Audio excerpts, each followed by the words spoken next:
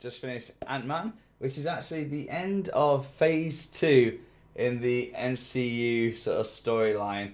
Okay, obviously directly after Age of Ultron, which is an amazing film. Okay, so don't forget to like, comment, share, subscribe, and check out my Twitch channel. Links in the description box down below. So Ant-Man come out in 2015.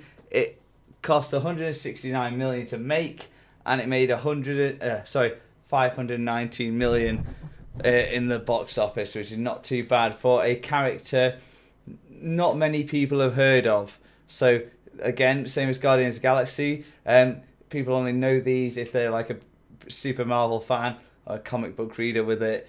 So again, this is a niche dude come out of nowhere and so explodes onto the big screen. It's quite appropriate for what he actually does, goes small, gets big, and that. But turns out this film is actually one of the more emotional Marvel films that's been released so far. There's a good few tear-jerking talks and moments that really get you, because you got Miss Dr. Pym, who's got a lot of emotion because of his wife and his daughter. There's a lot of things that are happening because they're motivating his ways and trying to like save everyone, and it's for his family. And then you got Scott Lang, who's doing everything for the love of his daughter. You know, they're both good guys doing things in their own way for a good cause, and that's the love they have for their family members, which is sort of driving motivation for both the characters. And obviously Dr. Pym's daughter, she's like wants the love of the father and find out more about what happened to her mother, and it's just quite a nice relaxed film. Again, it's one that's not, it is on a small scale, but it's very, very good. The use of the ants in this film is massive.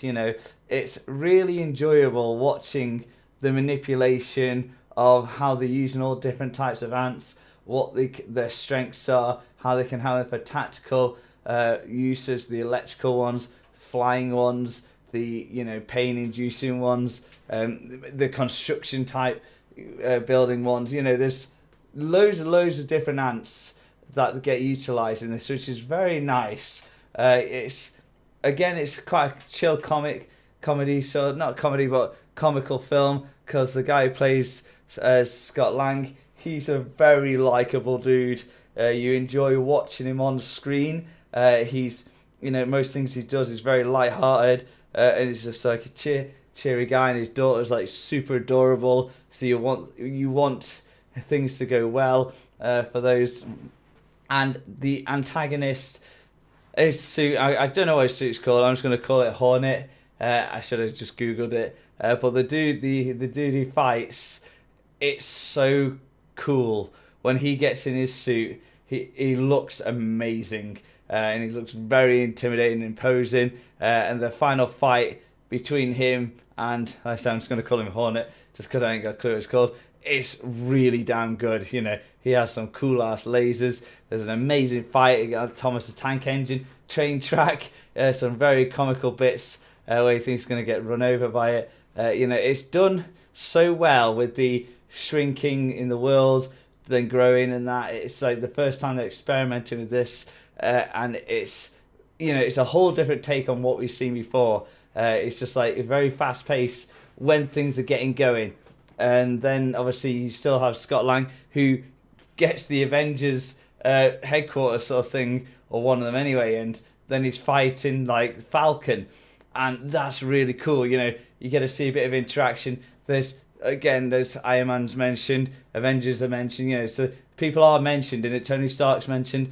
You don't see any of them bar Falcon, and he has quite a good little fight with him, and then he obviously disables his suit. But again, it's good to get the mix going, even in their origin films, their story films. It's always nice to get cameos and seeing them, because it keeps you on the ball of these are all here, these people are all here, things are going on still with them, and these dudes are still having their story being told without it being overwhelmed by the more popular well-known characters, even though Falcon's not that popular or well-known, but he's part of the Avengers still. But yeah, all in all, like I said, this is one of the more emotional type of films.